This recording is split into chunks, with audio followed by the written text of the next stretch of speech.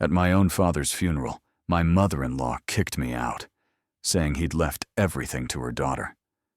I believed her until his attorney quietly asked me to stay behind. The envelope he handed me had been sealed for 3 years, and she'd known about it the entire time. Before we begin, if you appreciate stories about quiet strength and truth coming to light, subscribe and turn on notifications. This one will stay with you. Marcus Thompson sat in the second row at Ebenezer Baptist Church, wearing the only black suit he owned. It was the same suit he'd worn to his cousin's wedding 2 years back, the same one he'd considered too nice to wear to most occasions. But this wasn't most occasions. This was his father's funeral.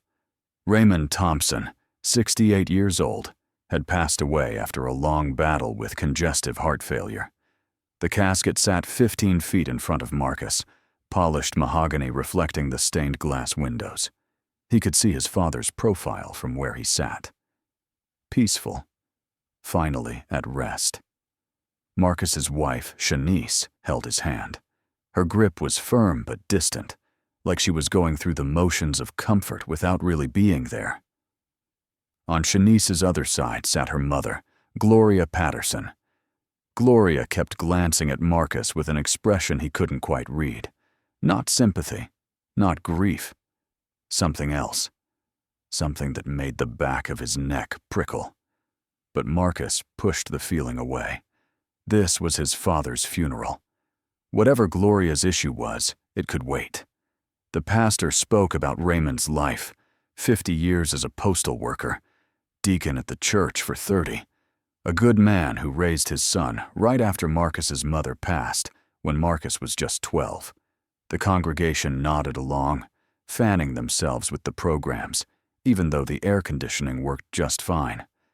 Marcus listened, but didn't really hear. His mind was somewhere else, replaying 8 years of memories. 8 years ago, Marcus had made a choice that confused most people who knew him.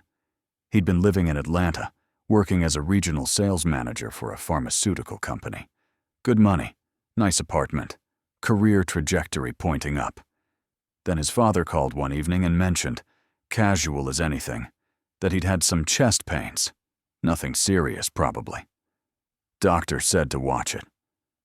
Marcus flew home that weekend, took one look at his father, the slight tremor in his hands, the way he got winded walking from the car to the house, and knew. He gave his 2 weeks' notice the following Monday. People thought he was crazy. His boss offered him a raise to stay. His friends told him he was sacrificing his future. But Marcus moved back to his hometown of Durham, North Carolina, took a job as a sales associate at a medical supply company for half his Atlanta salary, and started visiting his father 3 times a week, sometimes more. He handled the medical appointments when Raymond's memory started getting foggy about dates and times. He managed the paperwork when insurance companies sent their endless forms. He fixed the leaking roof, the broken porch step, the toilet that ran all night. He did it without being asked and without expecting anything in return. Raymond noticed. He'd say it sometimes, usually when Marcus was leaving after a long evening of helping sort through bills or medications. "You're a good son, Marcus." Just that. Simple words that meant everything. The funeral ended. People filed past the casket, paid their respects, then made their way to their cars. The plan was to reconvene at Gloria's house for the repast. Gloria had insisted on hosting, said she had the space, and it was the least she could do. Marcus rode with Shanice and Gloria. The drive took 20 minutes. Gloria stayed quiet the whole time, staring out the window. Shanice made small talk about the service, about how many people came, about how well Pastor Jenkins spoke. Marcus answered when he needed to, but mostly just looked at the passing trees. They'd been living with Gloria for 3 years now. It hadn't been the plan. When Marcus took the pay cut to move back to Durham, money got tight. He and Shanice managed for a while, but then Shanice's hours got reduced at the hospital, where she worked as a billing specialist. They fell behind on rent. Gloria had stepped in with an offer. move into her basement apartment. It was finished, had its own entrance, just needed someone to occupy it. She'd charge them $800 a month, well below market rate. Marcus was grateful. He paid on time, helped around the house, fixed things when they broke, never caused trouble. He thought they had a good arrangement. He thought Gloria appreciated having them there. At the house, people arrived in clusters. Church ladies brought casseroles and sweet potato pies. Raymond's co-workers from the post office showed up, men in their 60s and 70s who'd worked beside him for decades. Marcus greeted everyone, accepted condolences, made sure people knew where the food was set up. He was halfway through thanking Miss Alberta for her peach cobbler when he noticed Gloria pull Shanice aside in the hallway.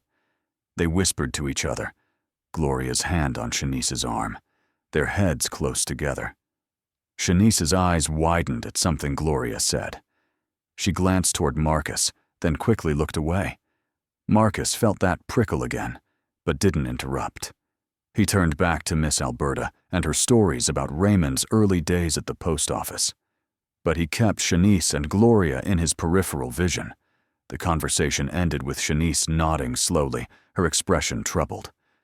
Gloria patted her arm once, then walked back into the living room with a strange smile on her face. That's when Marcus noticed Mr. Bernard Hayes standing near the window. Bernard Hayes was his father's attorney. Marcus had met him exactly twice.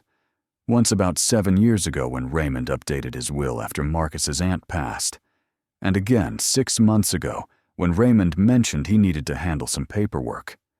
Marcus had driven him to Mr. Hayes's office, waited in the lobby while they talked for 90 minutes, then driven his father home. Raymond seemed satisfied when they left, even relieved. Said everything was handled the way it needed to be. Mr. Hayes caught Marcus's eye and walked over. He was a man in his mid-50s, gray beginning to show in his closely cropped hair, wearing a suit that looked expensive, but not flashy. He shook Marcus's hand firmly. Marcus, I'm very sorry for your loss. Your father was a good man. Thank you, Mr. Hayes. I appreciate you coming. Of course. Mr. Hayes glanced around the room, then lowered his voice slightly.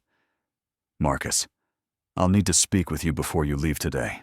It's important. Marcus nodded. Sure. Is it about final bills? Closing out his accounts?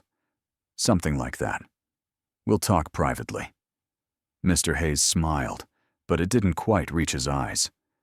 Find me before you go. I will. Mr. Hayes moved back into the crowd.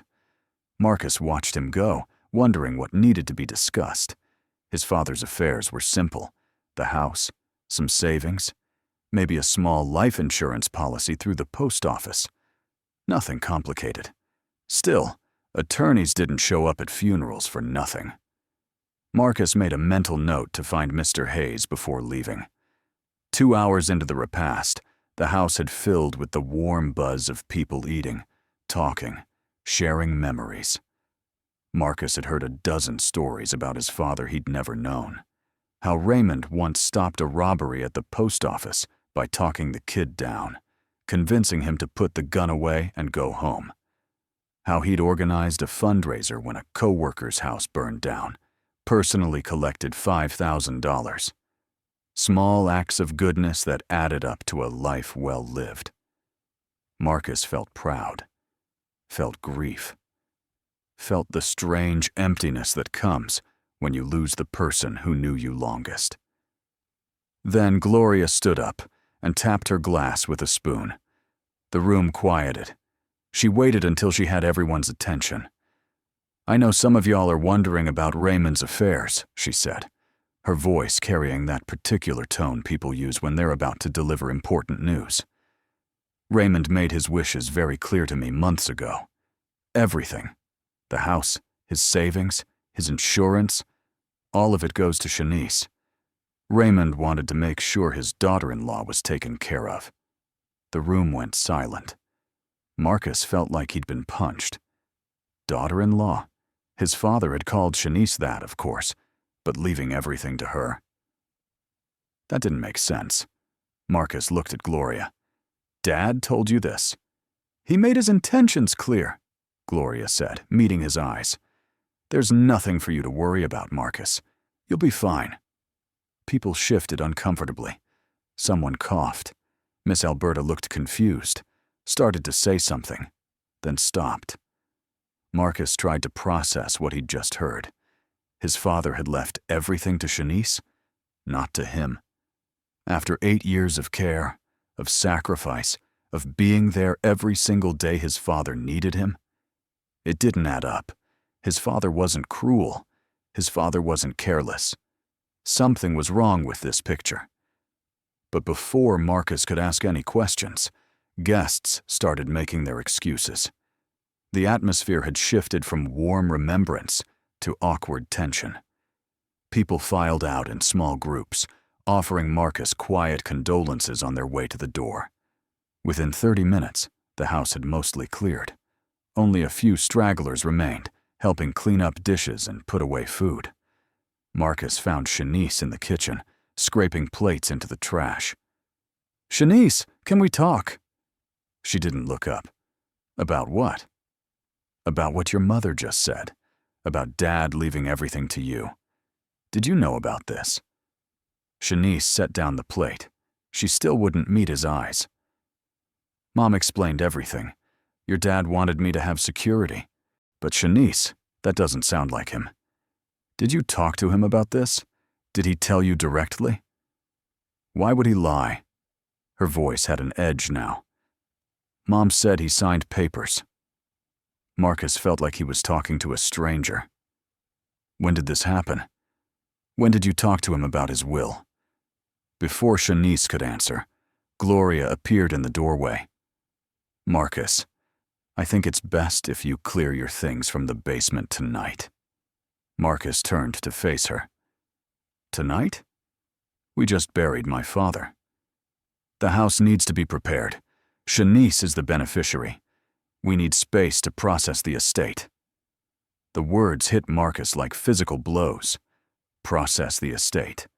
As if his father's entire life could be reduced to property and bank accounts. As if Marcus's 8 years meant nothing. He looked at Shanice, waiting for her to object, to tell her mother this was too much, too fast. But Shanice just stood there, tears streaming down her face, saying nothing. Gloria left the kitchen and returned a moment later with 2 large black trash bags. They looked full. "I packed what I could. The rest you can get tomorrow." Marcus stared at the bags, his clothes, his books, his life reduced to garbage bags handed to him at his father's funeral. He wanted to argue, wanted to demand answers, wanted to scream that this was insane. But the grief was too heavy, and the confusion too thick. He took the bags. They were heavier than they looked. "I'll get the rest tomorrow," he heard himself say. His voice sounded distant, like it belonged to someone else. Shanice finally looked at him. Her eyes were red, her face crumpled with guilt or grief or something Marcus couldn't name. But she still didn't speak. Still didn't stop her mother.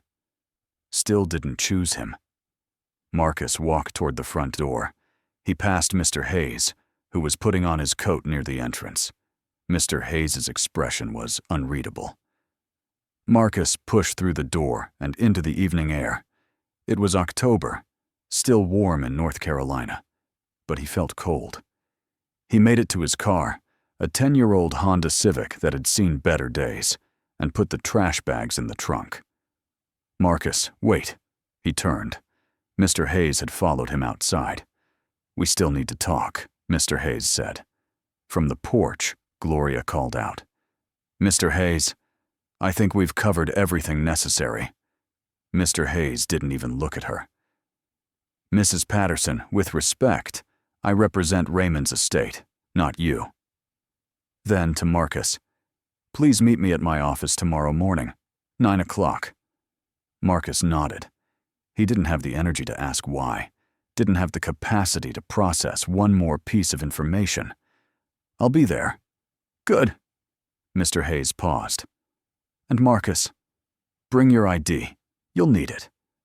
Marcus watched Mr. Hayes walk to his car, a silver Lexus parked at the curb. Then he looked back at the house. Gloria stood on the porch, her arms crossed. Even from a distance, Marcus could see her face. She looked pale, scared almost. But that didn't make sense. She'd just announced she was getting everything she wanted. Marcus got in his car and drove. He ended up at his childhood friend Devin's apartment complex 20 minutes later. Devin opened the door, still wearing his work uniform. He managed a tire shop on the south side of town. They'd known each other since 3rd grade, been through everything together. Devin took one look at Marcus's face and stepped aside. "Come in, man." Marcus told him everything. Devin listened without interrupting, just let Marcus talk. When Marcus finished, Devin shook his head slowly. "That's cold, bro. That's cold even for Gloria." "I don't understand it," Marcus said. "Why would Dad do that? Why would he cut me out completely? You sure he did? Or you sure that's what Gloria's saying he did?" Marcus sat up. "What do you mean?" "I mean, your pops loved you. Everybody knew that. And you were there for him every day for 8 years. That man bragged about you at church, at the post office, everywhere. Why would he suddenly decide to leave everything to Shanice? A woman he barely knew?" "Gloria said he wanted her taken care of." "Marcus," Devin's voice was gentle but firm, "your father was a lot of things, but he wasn't stupid. And he wasn't cruel. Something ain't right here." Marcus wanted to believe Devin, wanted to think there was some explanation that made sense. But he'd just been kicked out of his home by his mother-in-law hours after burying his father. Nothing about this day made sense. He slept on Devin's couch that night. Didn't sleep, really. Just lay there, replaying every conversation he'd had with his father over the last year, trying to find the moment when Raymond had decided Marcus wasn't worthy of inheritance, trying to understand what he'd done wrong. He remembered his father 6 months ago, sitting in his recliner after one of their regular visits. Raymond had looked tired, but content. "I'm making sure everything's handled right, son," he'd said. "You won't have to worry." At the time, Marcus had assumed his father meant the medical directives, the funeral arrangements, that kind of thing. But what if he'd meant the will? What if "you won't have to worry" meant "I'm taking care of you"? Or did it mean "I'm handling this so you won't be burdened"? Marcus thought about Shanice, too. The way she'd started visiting Raymond alone about 3 months ago. Said she wanted to build a relationship with her father-in-law, wanted him to know her better. Marcus had thought it was sweet, had encouraged it even. Now he wondered what they'd talked about, what Gloria had put her up to. Morning came slowly. Marcus showered, borrowed a shirt from Devin since all his clothes were in trash bags, and drove to Mr. Hayes' office. The building was a modest 2-story brick structure near downtown Durham. Hayes and Associates, the sign read. Marcus climbed the stairs to the 2nd floor and found the office at the end of the hall. The receptionist, an older black woman with silver hair and kind eyes, smiled at him. "Mr. Thompson, Mr. Hayes is expecting you. Go right in." The office was exactly what Marcus expected. Wood paneling, bookshelves lined with legal texts, framed law degree from North Carolina Central University. Mr. Hayes sat behind a large oak desk. He stood when Marcus entered and gestured to a chair. "Marcus, thank you for coming." Marcus sat. Mr. Hayes sat across from him, a manila folder in his hands. He studied Marcus for a moment, then said quietly, "Marcus, I need to be direct with you. What Gloria said yesterday was false." Marcus felt his stomach drop. "False how?" "Raymond didn't leave his estate to Shanice. He left it to you. Everything." The room seemed to tilt. Marcus gripped the arms of his chair. "What?" Mr. Hayes opened the folder and pulled out a document. "Your father came to me 3 years ago. He wanted to update his will completely. I prepared the paperwork. He signed it, had it notarized. made it legal. You are the sole beneficiary of his estate. The house, the savings, the life insurance, the investment accounts, all of it goes to you." Marcus couldn't speak. 3 years ago. His father had done this 3 years ago. Mr. Hayes pulled out something else. An envelope. Sealed. Marcus could see his name written across the front in his father's handwriting. "Your father asked me to seal this letter and give it to you personally after his death. He made me promise. No one else could open it. No one else could read it. Just you."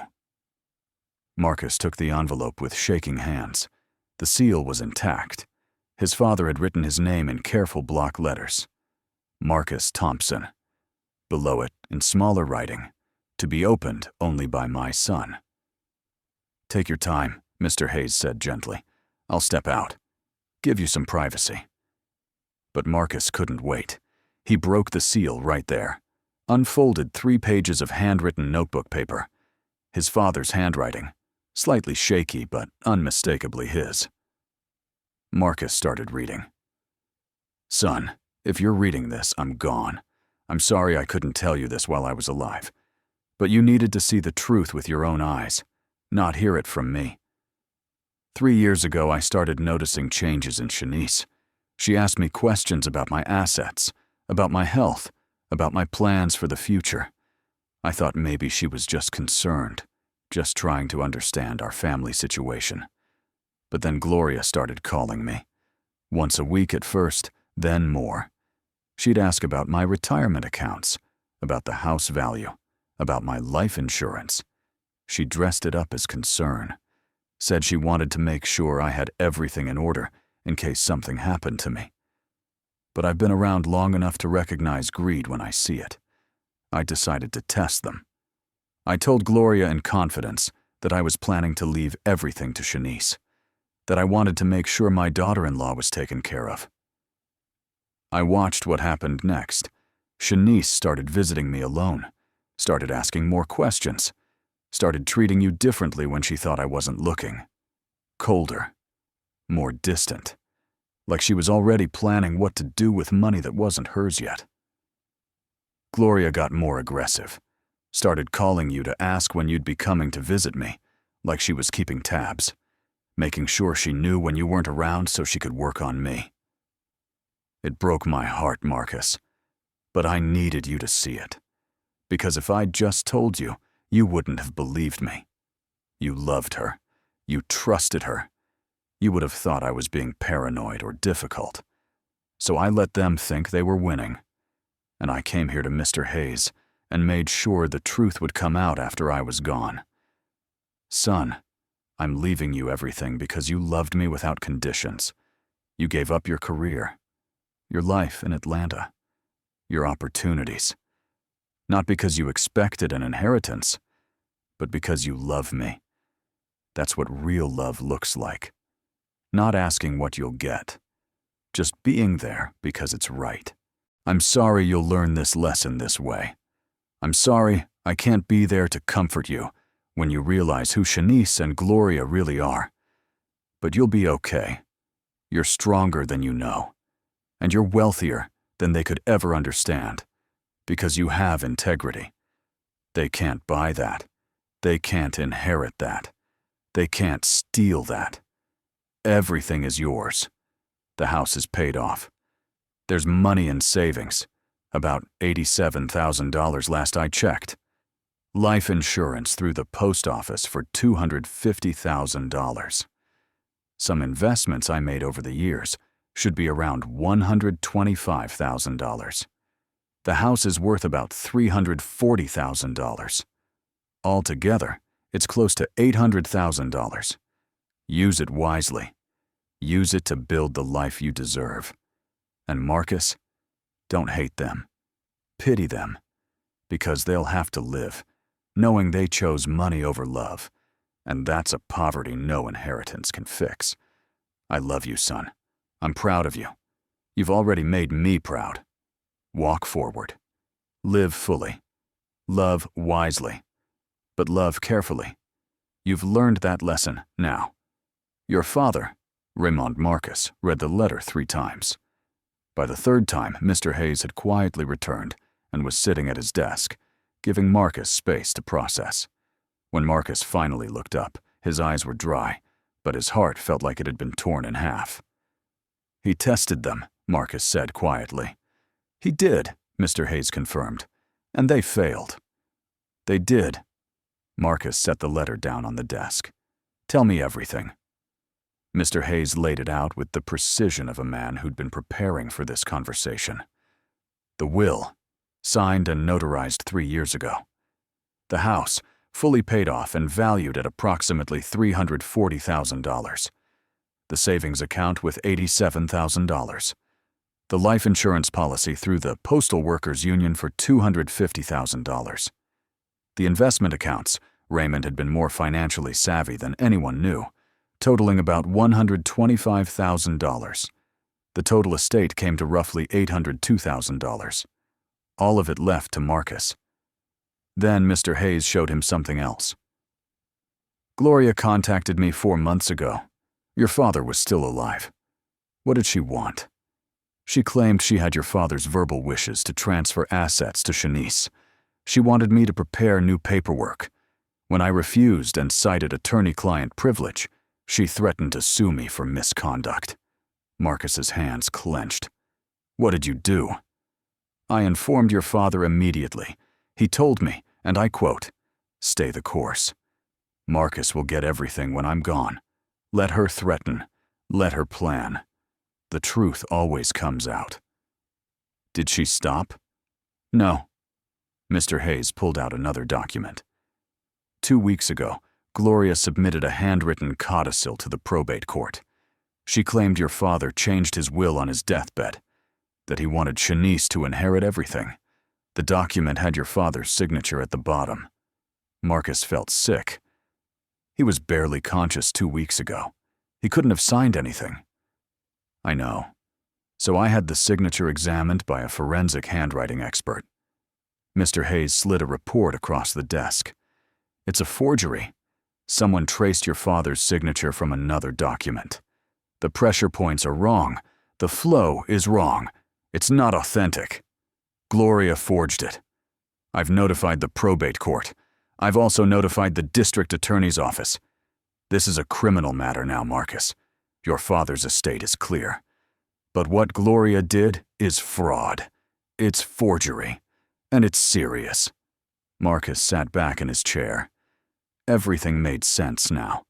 The announcement at the funeral, the immediate eviction, the rush to get him out before he could talk to Mr. Hayes. Gloria hadn't just been greedy. She'd been desperate.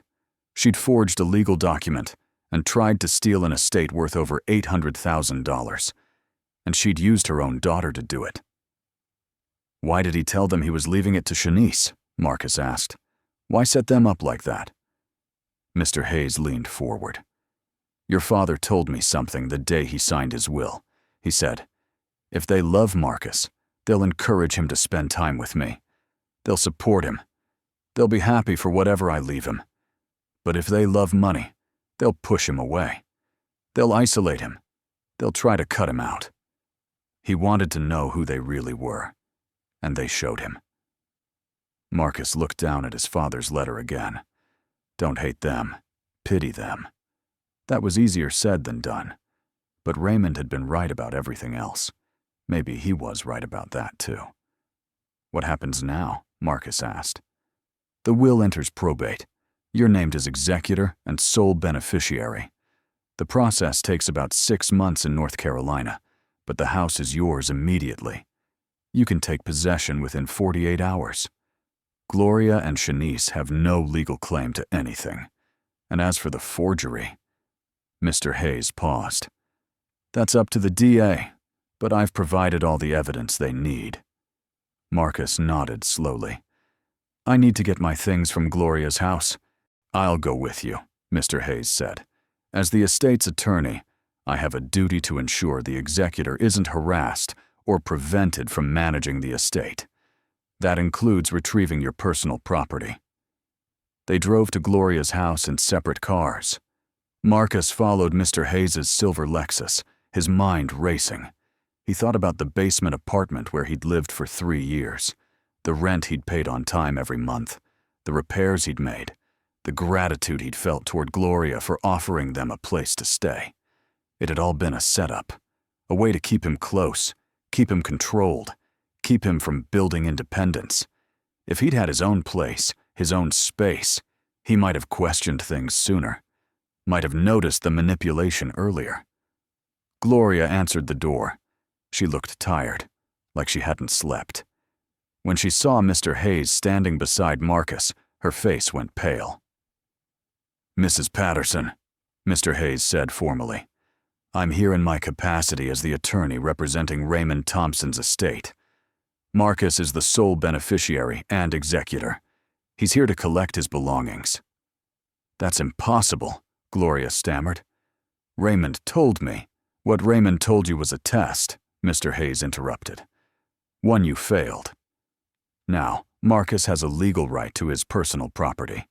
You can allow him to collect it peacefully, or I can return with a sheriff's deputy and a court order. Your choice." Gloria stepped aside. Marcus walked past her and down the stairs to the basement apartment. Everything looked exactly as he'd left it. The bed he and Shanice had shared, the small TV on the dresser, his books stacked on a shelf, his clothes in the closet. He started packing systematically, filling the trash bags Gloria had given him with his actual belongings this time. Shanice appeared in the doorway. She looked like she'd been crying for hours. "Marcus, baby, please. Can we talk?" Marcus didn't stop packing. "About what?" "I can explain." "Explain what?" Marcus turned to face her. "The forged will? The lies at my father's funeral? Kicking me out with trash bags?" Shanice's face crumpled. "I didn't know about the forgery, I swear. Mom said it was rightfully mine. She said your dad wanted me taken care of. And you believed her, without asking me, without talking to my father directly, without questioning why a man who loved his son would cut him out completely." "I thought it was real," Shanice whispered. "You thought, or you hoped?" Marcus asked. The question hung in the air. Shanice didn't answer. Marcus went back to packing. He could hear Gloria and Mr. Hayes talking upstairs, Gloria's voice getting louder, more desperate, Mr. Hayes remaining calm and professional.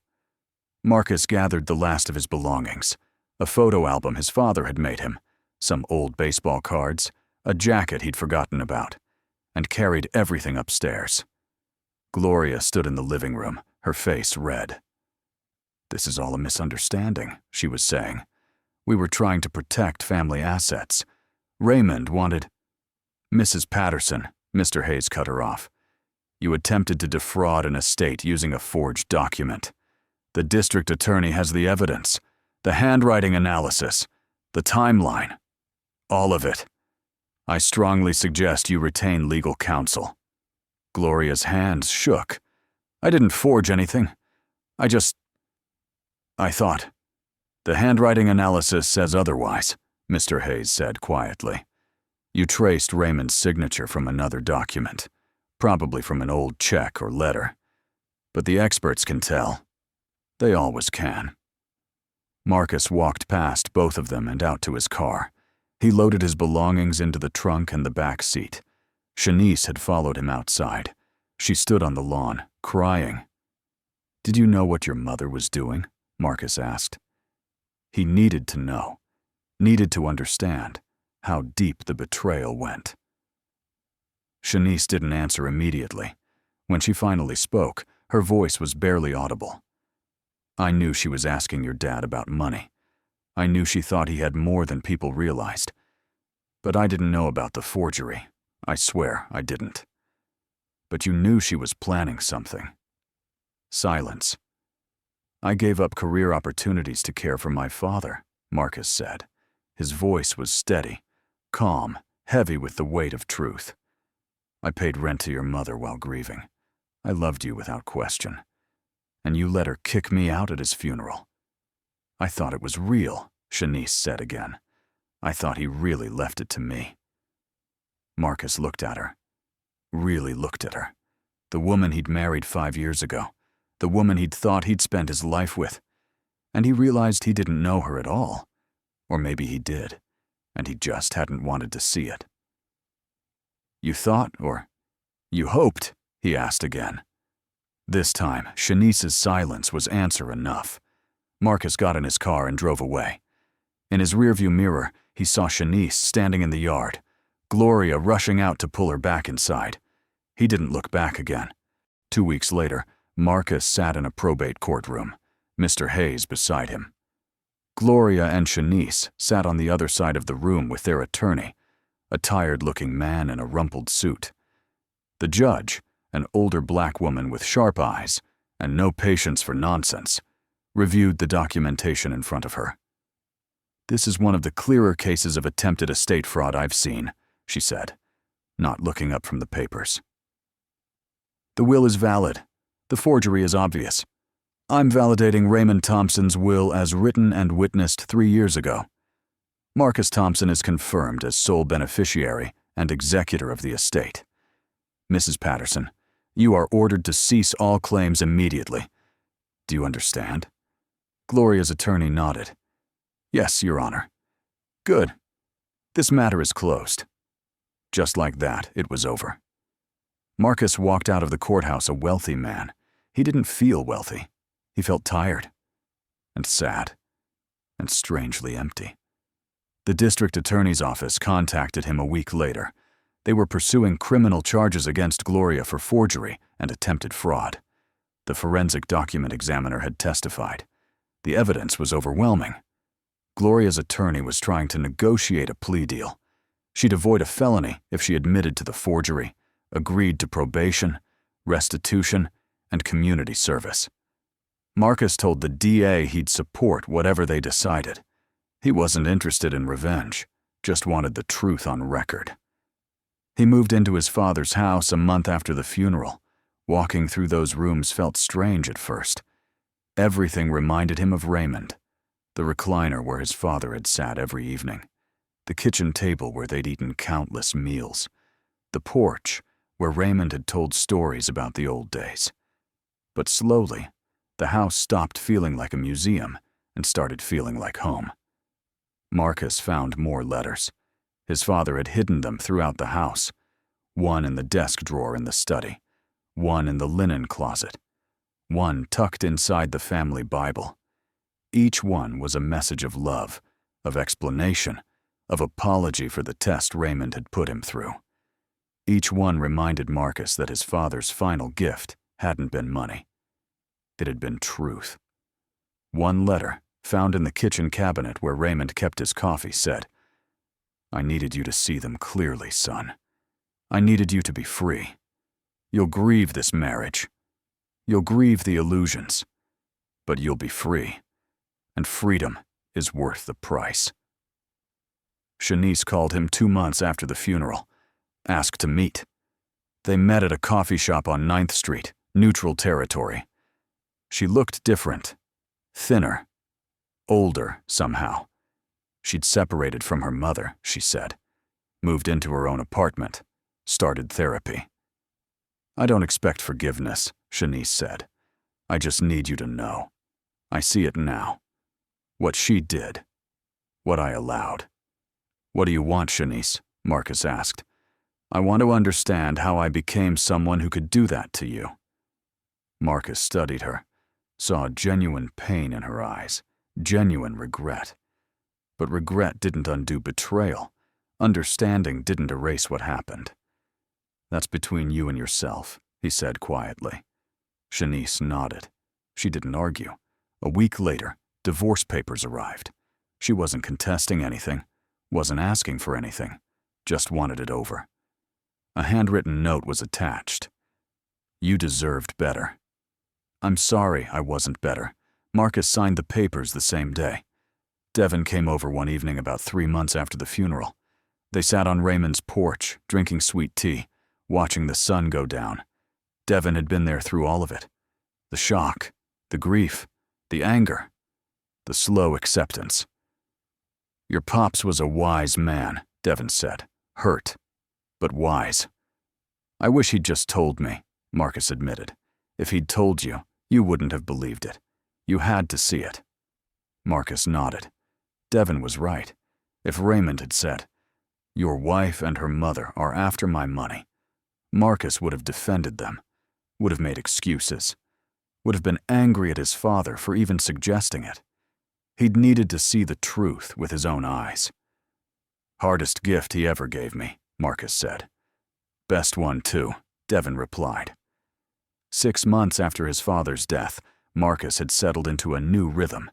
He lived in the house alone, used a portion of the inheritance to pay off the medical bills Raymond had accumulated during his illness, invested the rest wisely, following advice from a financial planner Mr. Hayes recommended, kept working at the medical supply company because he liked the routine, liked the people, liked feeling useful. He started volunteering at a senior center on weekends, helped elderly folks navigate insurance paperwork, estate planning, medical appointments. The same things he'd done for his father. It felt right. Felt like honoring Raymond's memory in a way that mattered. Gloria's sentencing happened on a cold day in March. Marcus didn't attend, didn't need to. Mr. Hayes called him afterward with the details. 18 months probation, $15,000 in restitution to cover court costs and legal fees, 200 hours of community service. The felony charge had been reduced to misdemeanor fraud in exchange for her guilty plea. She'd avoided jail time, but the conviction was on her record. She'd lost respect in the community, lost credibility, lost her relationship with Shanice, who'd testified that she hadn't known about the forgery. Marcus felt no satisfaction hearing the news, no sense of victory, just a quiet acknowledgement that justice had been done. Shanice's divorce papers were finalized around the same time. Marcus signed the final documents without hesitation. She'd moved to Raleigh, started over with a new job and a new life. They didn't talk anymore, didn't need to. That chapter was closed. One evening in late April, Marcus was cleaning out the attic when he found one final letter from his father. It had been tucked inside the family Bible his grandmother had given Raymond decades ago. The envelope was yellowed, the handwriting shakier than the others. His father had written this one in his final week, when the congestive heart failure was winning and everyone knew it. Marcus sat on the attic floor and read, "Marcus, this is the last thing I'll write to you. My hands don't work like they used to, and my mind gets foggy. But I need you to know this. The hardest part of loving you was knowing I had to hurt you to protect you. Gloria and Shanice would have destroyed you slowly, son. They would have taken and taken until there was nothing left. This way, the cut was clean. Sharp. Painful, but brief. You're free now, and you're wealthy. Not because of the money, though that helps. You're wealthy because you know who you are. You proved you loved me without expecting inheritance. You proved your character when nobody was watching. That's worth more than anything I'm leaving you. Walk forward, Marcus. Live fully. Love wisely. You've already made me proud. Keep making me proud. And when you meet someone new, and you will, love her the way you loved me. Without conditions. Without expectations, just because it's right. But protect your heart, too. You've earned that wisdom the hard way. I'm tired now, son. So tired. But I'm at peace. Because I know you'll be okay. Better than okay. You'll thrive. And when your time comes, decades from now, you'll leave this world, knowing you lived with integrity. That's my legacy to you. Not the house. Not the money. The integrity. I love you. Always have. Always will. Even after I'm gone. Your father, Raymond." Marcus sat in that attic until the sun went down. He cried then, the way he hadn't been able to at the funeral. Cried for his father. Cried for his marriage.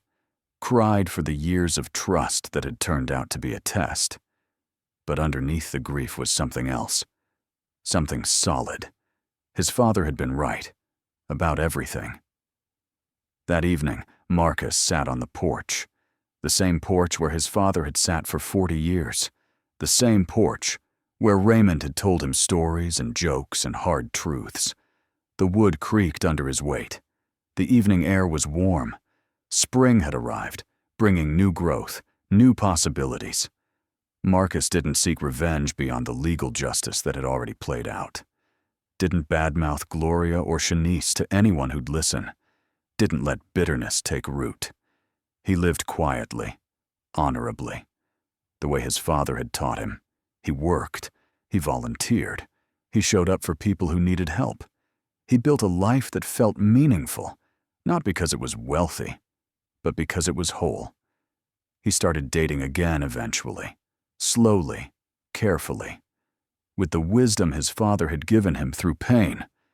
He met a woman named Keisha at the senior center. She was a nurse, had lost her grandmother to Alzheimer's, understood grief and service, and quiet strength. They took their time. No rushing. No assumptions. Just honest conversation and genuine care. His father's house stopped being Raymond's house and became Marcus's home. He added his own touches, painted the living room, updated the kitchen, but kept the things that mattered.